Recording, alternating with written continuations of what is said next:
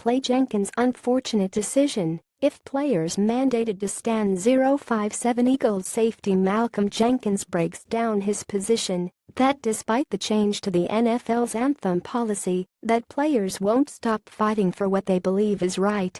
057 to 6 p.m. at Philadelphia. Eagles safety Malcolm Jenkins said that players around the league will continue in their efforts to raise awareness about social injustice regardless of how the NFL decides to address demonstrations during the national anthem.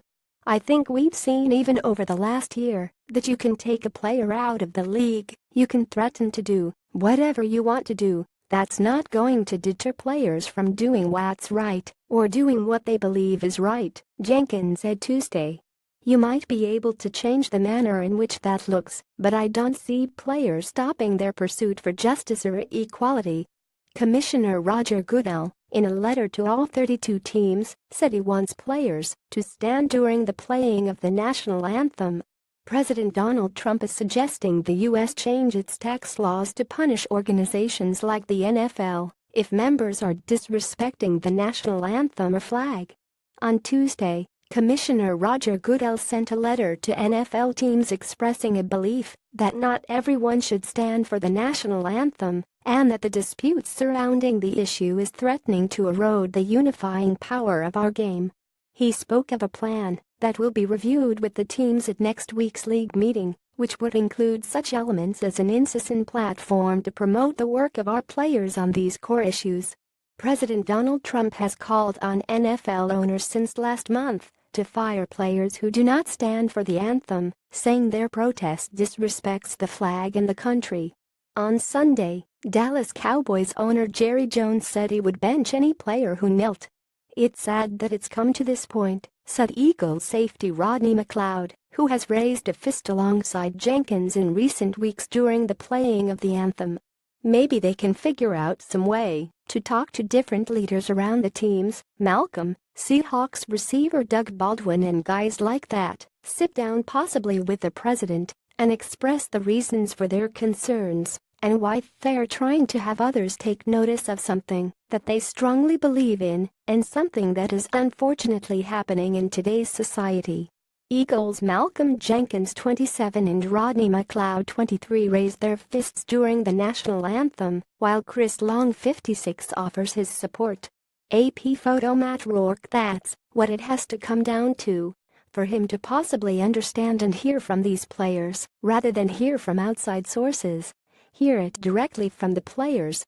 Word of Goodell's memo was just reaching Eagles players as they walked off the practice field Tuesday afternoon. Jenkins said that the mission remains the same regardless of whether the NFL decides to implement a league-wide mandate that every player must stand during the national anthem.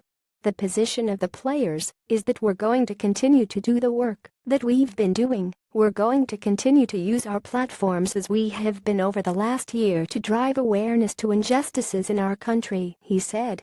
"Now what the NFL decides to do is kind of on them.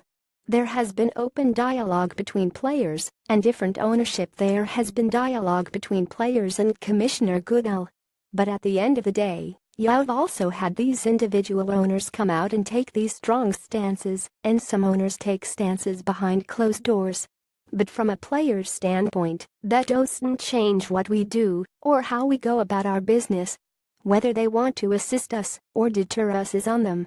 Jenkins was one of 4 players who penned a lengthy memo to the league office requesting league support and asking for a month to be dedicated to social activism. Goodell has had dialogue with members of the Players Coalition in the week since and joined Eagles owner Jeffrey Lurie on a listen and learn tour that gave them an up-close look at different parts of Philadelphia's criminal justice system.